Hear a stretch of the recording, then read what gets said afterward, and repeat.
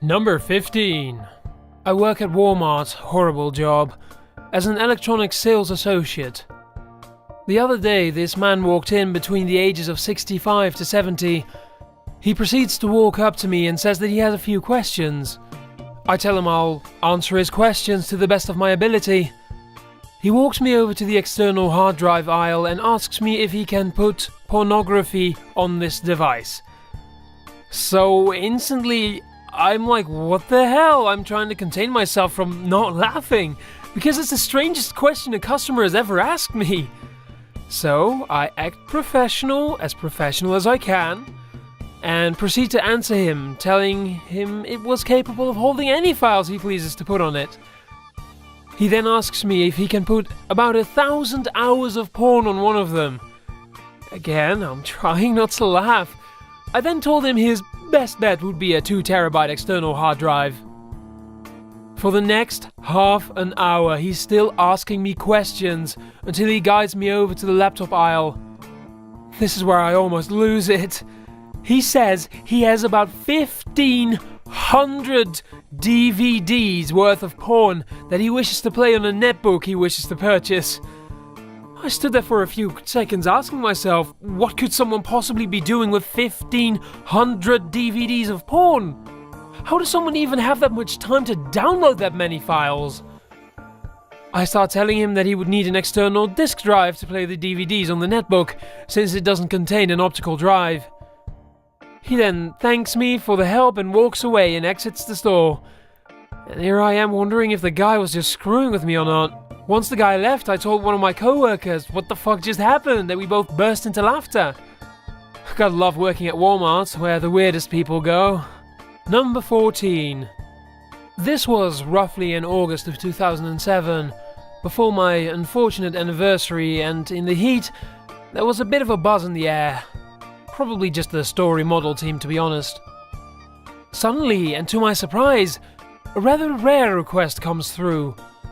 Which is your most expensive television? Yeah, I sell phones, but nobody's buying. Right this way, ma'am. So we chit-chat for maybe 5 minutes, and she picks the 52-inch projection high-definition TV. Even though it's merely a projection TV, this is one heavy, unwieldy son of a bitch. I head to the back for a pallet jack and a box TV. I head to the register, begin to cash her out, and I ask, so, is your vehicle large enough to hold this? Oh, I'm not taking it home. We're just gonna return this up front as soon as we're done here. Well, you're a bitch, aren't you? I digress, yet again. Why, you ask, would someone go to Walmart, buy the biggest TV they have, and have the man willing to help you load it, take it only to the front desk for return? A manager happened by. Turns out this woman had already revealed her illicit plan. She had 2 money orders made out to some electric company and to a gas company that she wanted to cash at service desk. Due to money laundering concerns, Walmart doesn't just hand over $1,800 for money orders written for bills. She was attempting to cash these orders by way of the Walmart's rental agreement, what our electronics manager called the return policy. So manager stopped this potential fraud in the act and denied the transfer. She threatens to call the police because I want my money and you won't give me my money. Managers say, just a moment, and head for the electronics phone. Loss prevention shows up and she's slowly and steadily ushered away. All the while shouting, I want my money! Give me my money! She's pretty upset that her plan didn't work. So, probable money laundering attempt was thwarted that day. Police may have been involved, but I was laughing out sighs of relief that the tensest scrap I had dealt with was past. And I knew I had that story to tell. Number 13. Not my story, but my favorite coworker of all time. Jason told me that one time he was helping a customer take a television, CRT type, out to her vehicle. He and another employee had put the TV in and pushed it up as far as it would go. The customer reached up and tried to shut the hatch. It bounced and started to open again. The customer reached up and tried again. By this time, the customer's husband was at the vehicle and suggested that maybe she try moving the TV before trying to shut the hatch again. Rather than heed his advice, the woman gave the hatch a mighty heave and the rear window exploded into innumerable pieces. The man looked at it and said, "Well, it's in there now." My friend covered his mouth and booked towards the store. He said he had never laughed so hard about someone else's misfortune in his life. Number 12. I was bagging groceries last night when a lady came through with a baby in a car seat in the basket of her cart. She had a lot of groceries that I'm assuming she'd had under and around the car seat. So when I bagged them, I was putting them back, under and around the car seat. I wasn't sure where else to put them if not there, right? It's not like I could put them on top of the baby, right? Well, as I'm placing stuff carefully under the baby's mum says, "Oh, hon, you can just put some of this stuff on top of him," and pats the canopy. The phrase, "But ma'am, that's a baby," almost escapes me, but I choke it down, nod, and continue putting stuff under the baby, under the cart, in the seat of the cart, etc. At this point, the cashier, my favorite cashier, is trying and failing not to laugh at both the absurdity of me being told to put groceries on a baby and my increasingly desperate attempts at finding places for bags. I got all but a bag of chips squared away, and there was just no more room. So as they walked away, I set the bag of chips on top of the car seat, turned back to the cashier and whispered in horror, "I put the chips on the baby." Which I believe is the most absurd thing I've said on the job so far. Number 11. I work at a big box retailer in the US. One that is really flexible with its policies on such things as hair color and tattoos. Which is great since I've got some decently sized tattoos on my arms. Now, keep in mind that I live in Northeast Florida, which is very stereotypically southern in attitude. So, to live in this sort of area and to be female with a few tattoos is open season for snide remarks, which tends to get a whatever you do you sort of reaction from myself. But it gets better. I have bright purple hair. I love it and all of my co-workers love it, which is great. I tend to get a few compliments from sweet older ladies, which I find adorable. But not this guy. He comes through my line and throws his things up onto my belt without a second look, as he's engrossed in his cell phone. I chirp at him some greeting with my best retail voice, and he finally looks up from his phone. He gives me a quick look over and gives me a glare. "So I can only assume you're a meth." I laugh as I'm totally floored by this accusation, and I can't believe what I'm hearing. I finish picking up my jaw up off the floor and shake my head. "No, not at all. Why would you even ask that?" "Well, people who aren't on drugs don't have that hair color for one, and secondly, only people who are on drugs have such visible tattoos. I mean, really, how did you even get a job here? Don't they drug test?" I've never touched a hard drug in my life. Well, I don't believe that for a second. You should be ashamed of yourself, coming around here looking like that. Why don't you go back to where you came from and take your druggy friends with you? Now, I've lived here all of my life, and there's a bit of a drug problem in a large transient population. It's always been that way, and it's not likely to change anytime soon. Sir, like I've said, I've never used any sort of drugs like that. Your total comes up to such and such number. I'm going to be using my card since I don't trust giving you any money. See, I know about you people on meth. Blue meth is like the best meth, right? I know about it. I saw it on TV. Did he just talk about Breaking Bad as if it was a documentary? I'm now laughing on the inside because he's got to be screwing with me, right? He slides his card through the reader and shakes his head again. Well, now that I know that this retailer doesn't drug test, I'm never coming here again. Who knows what could be in the things here? I'm going to be calling corporate about this store. This store has gone downhill so fast. I hand him his receipt and his items, and he practically runs out of the store. I turn to the lady behind him and shrug at her, completely dumbfounded. She looks at me, then to my hair, then to the back of the guy, who still isn't out of the store yet. She shakes her head, laughs, and says something about, "If you can't say something nice." After I tell my supervisor about the whole incident afterwards, she laughs it off and says that if she happens to hear anything from corporate, she'll be the first to let me know. In the meantime, my co-workers have been dropping Breaking Bad references for the past 2 weeks. Number 10. We have 3 sets of self-checkouts at our store. The slow, the busy, and the dead. I was supervising the busy set, and they were busy that night, when a guy wheeled up a massive cart full of groceries. I took a second to greet him and scan his case of water and a bag of dog food so he wouldn't have to lift them, and then I went back to driving myself crazy trying to babysit 6 machines. The guy was there for maybe 5 to 10 minutes, scanning and bagging, and a couple of times I helped him by having him put some of the bagged groceries in the cart and clearing the weight difference when he ran out of room in the bagging area. When he finally finished scanning and paying, he looked at me and scowled. "Thanks so much for all your help." As he walks away muttering, he says, "You're standing there while I do all the work." Like, my dude, did you see me running from customer to customer trying to help 6 people at once? I'm running 6 registers right now. I don't have time to hold your hand like in a regular checkout lane. If you want someone to hold your hand, there's a checkout lane 5 feet to the left of here where we will literally do everything for you. Someone will even unload your cart onto the belt and take it to your car for you. You came to self-checkout. Number 9. I'm a 3rd shift cashier at a large chain big box store in a rural area. Not long ago, we had a rash of counterfeit money coming through our area. Our own store had at least 2 counterfeit bills slip past cashiers, and one even got past our accounting office to make it back into the next day's new register bags that we used to set up our drawers. We've been getting hit with small bills, including counterfeit 10s and 5s.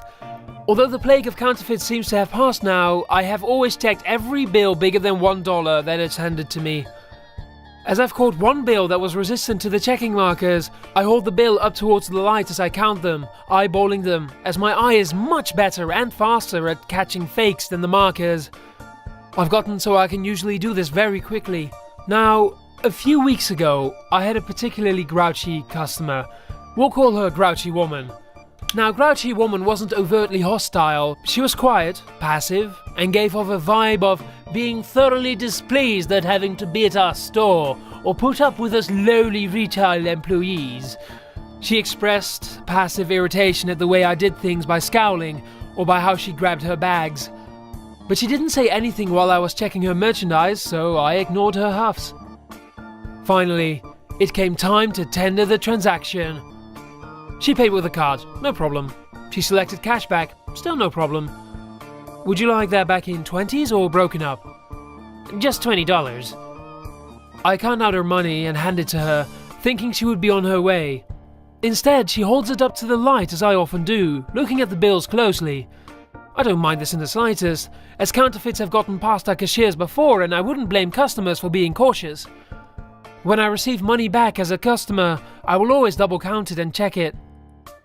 You always do this when I give you money, so now I'm doing it. I smile politely at her. Well, I don't blame you. We have had several counterfeits come through recently and you can never be... She cuts me off. None of the other cashiers do it. I should call corporate on you. Then she quickly grabs her cart and goes. It takes me a few minutes to process what she said as it was completely out of the blue.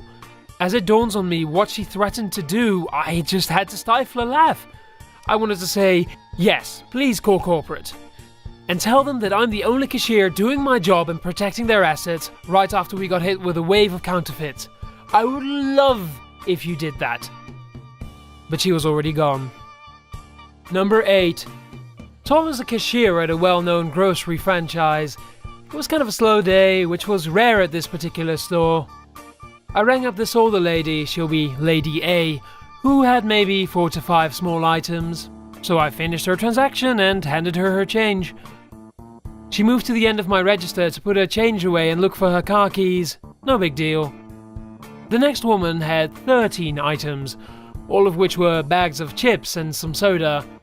I quickly rang her up, handed her a receipt, and sent her on her way, happy there was no line behind her for a minute.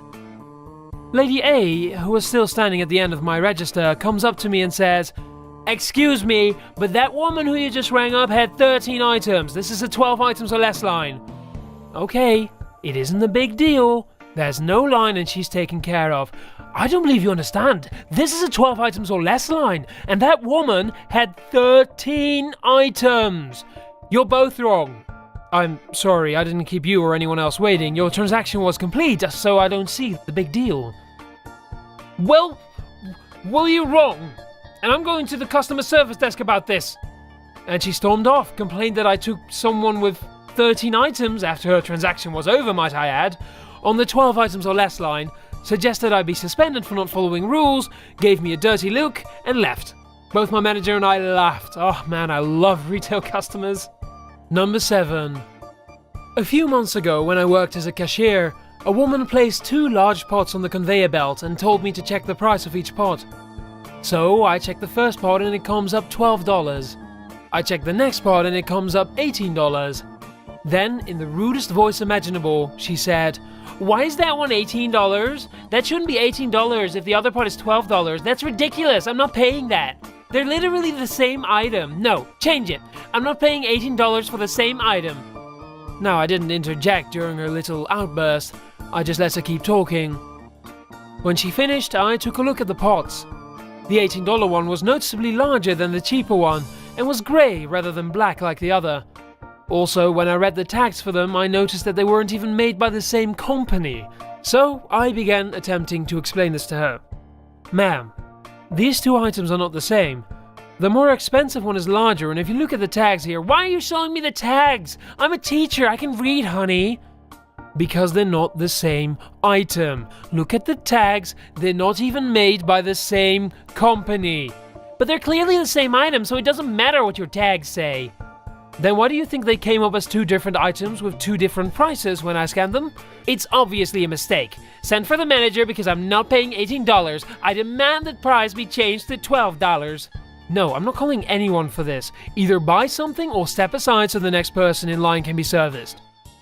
Now at this point, she simply refused to move from the register, blocking the next person in line from coming up. This, of course, left me with no choice but to do what she wanted and call for the assistant manager. When he arrives, I start explaining the situation to him.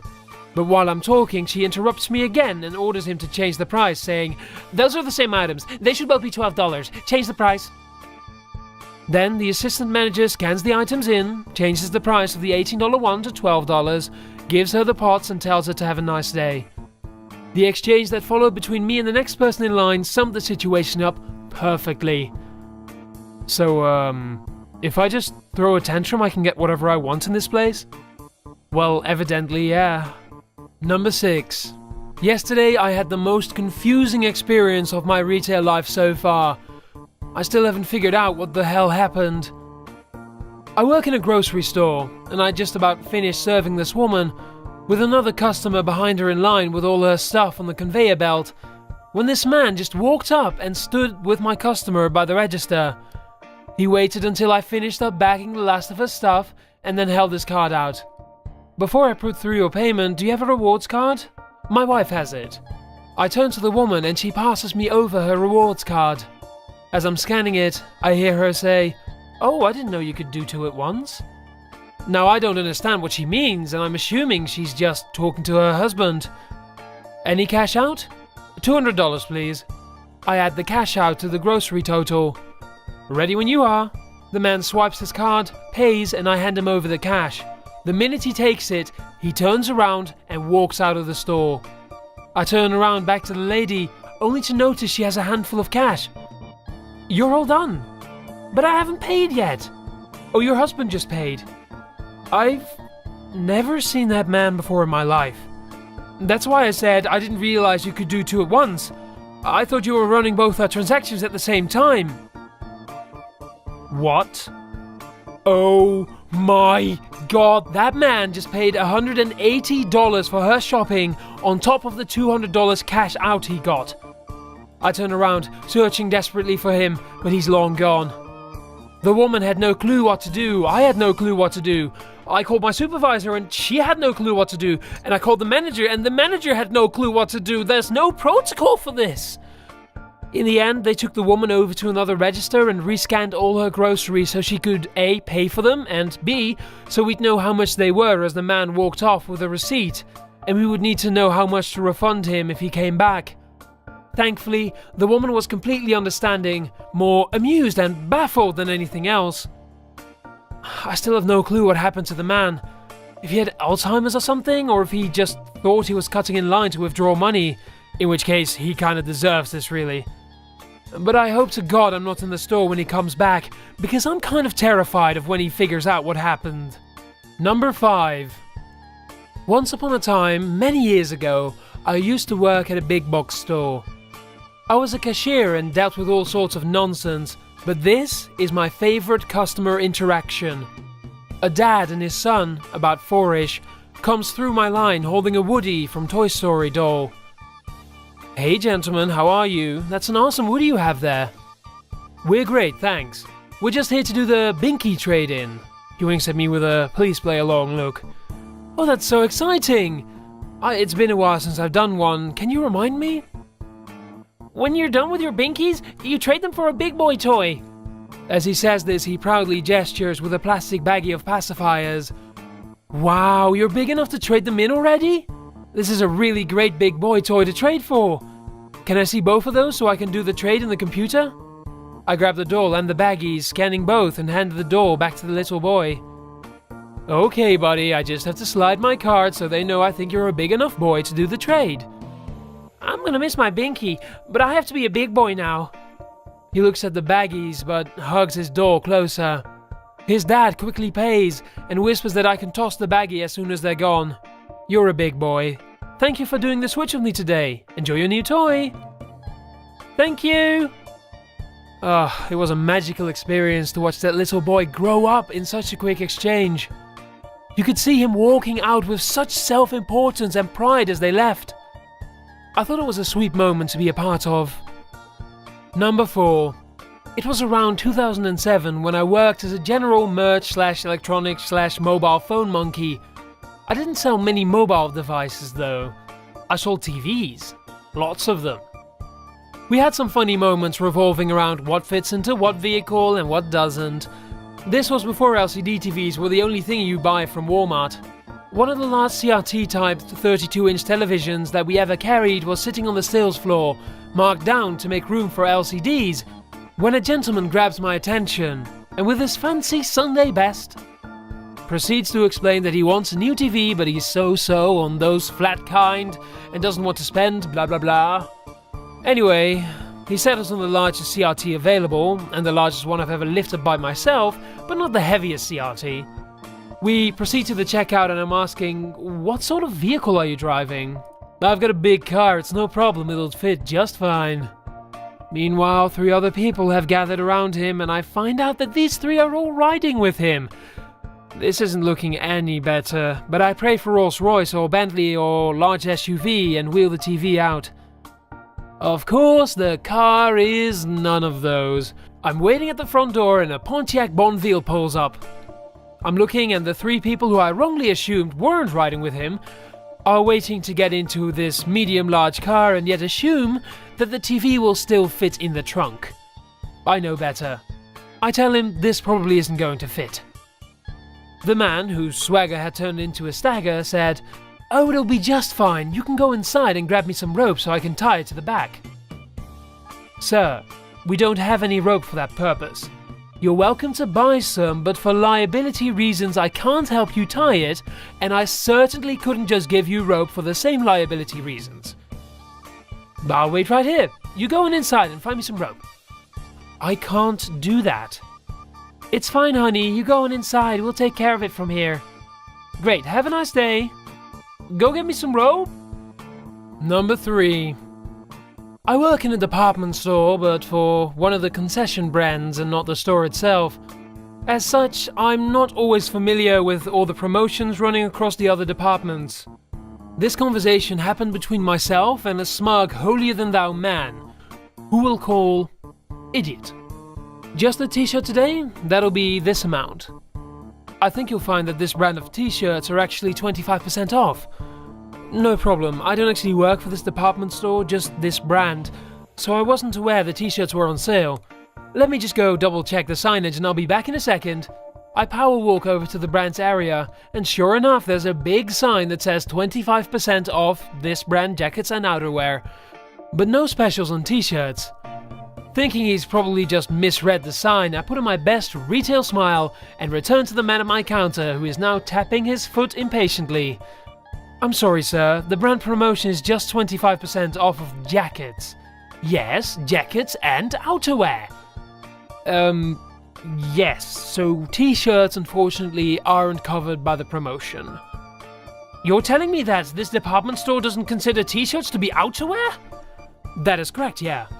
"But you wear them outside!" It's hard to disagree with that rock-solid reasoning, I know. But he still didn't get his tees on sale. Number 2. I helped a lady, well, no, I didn't really provide any assistance aside from maybe you should check with the manufacturer instead of opening then returning 5 laptops that work fine. She explains, "I already returned 3 of these. Which laptop will work with my wireless?" They all have wireless. They're essentially identical. If you're having trouble with wireless, I can't really help you. But returning laptops likely won't fix what's broken. "Well, my son works with computers and he tried but told me he couldn't set it up. So which one will work with my Wi-Fi?" I really don't know. They all have essentially the same hardware and the same wireless card built into them. That means they'll all do the same thing. You might try ordering directly from a manufacturer. Sometimes you get cheaper deals and better support packages. And of course you can order a machine that's a little better. This woman stormed off, still in a huff about all this, and apparently just returned her previous laptop, this time leaving with no laptop. We can't resell refunded computers, so this is a loss to the company. In a way, I did the company a favor by getting rid of her. Later on, clawing desperately at every possible opportunity to get away from retail, I went to meet someone about a job posting at CareerLink, state-run job search/list service. This woman was behind the desk and she recognized me. She told me in no uncertain terms that she would not hire me for a labor position because she didn't like the way I handled this one retail event because she's a fuckwit and can't set up Wi-Fi. Number 1. It was a Saturday evening in July and it was storming like a motherfucker, meaning that when it stopped it was going to be terribly humid outside. For some reason, I felt like that sort of atmosphere just lured the crazies out of whatever hole they squat in. Less than 30 minutes before my Surface desk closed, I'm approached by a less than reputable looking man and woman carrying a bunch of shit they probably didn't understand. A brand new Blu-ray player, this was 2009, they still weren't that cheap, a huge spindle of blank Blu-ray discs, and several high-end HDMI cables. Apparently, I hadn't met my quota of bullshit for the day, and these people were gonna get me over the line. "Hey guys, what can I do for you?" "Yeah, my dad bought these and we want to bring them back." The dude lays out everything on the counter with a receipt. I'm kinda shocked. That was a shit ton of stuff to lift from the store, but I've seen more outlandish things happen. Maybe they were legit after all. They tell me nothing is broken or even opened. I start doing the return like normal, everything checks out, receipt is legit, boxes are still sealed, store number is okay, date is whammo. Shit had been bought from our store no more than 5 minutes earlier. And was it purchased with a card? Sure was. These assholes had used a stolen Visa to buy crap from the electronics department so they could come to the service desk and try to return it for cash. And then we danced. Okay guys, we're gonna get back $328 on the Visa that it was purchased with. It should take about... No, we want cash. Alright sir, I'll have to get a manager to approve that. We'll need to see the card it was purchased with and a driver's license. They started to squirm. Well, my dad bought the stuff and he's out in the car. He's very sick and he can't come in. Now these people were in their late 40s. By the way, meaning dude's dad has to be pushing 70. What 70-year-old have you ever met who has any fucking business with 100 blank Blu-ray discs? I'm 26 and I can't figure out which TV channel my PS3 needs to be on half the time. I'm sorry to hear about that, sir, but without the card and his ID, there's nothing I can do other than refunding the amount to the card. They started to get loud. No, this is stupid. We just want the cash. Well, tell him, baby. This exchange went on for a bit, with me repeating the same information, this douche nozzle practically screaming for cash, and his rodeo queen giving him moral support. My manager had made his way over at this point and stood perched off to the side watching the show. When they realized I wasn't budging, they made a bold move and called the dad in. I was stoked to get to meet Big Sick and Nasty in the flesh. Another guy comes in, getting around quite well, I must say. He storms up to the counter and screams in my face, "I just want my goddamn cash, why are you doing this to me?" Now this is when I had to decide between appealing to their sympathies for me as the lowly retail worker, or letting them know that I knew what the fuck was going on and they could all eat shit. I chose the former, because a far more epic idea popped into my head. Guys, if it were up to me, I'd help you out. But if I were to give you that much cash without an ID, I'd be fired in a heartbeat. If you come across the ID, you can bring the stuff back here, or, pay attention to this next part, take it to our other store across town. Until then, I can only put it back on the card.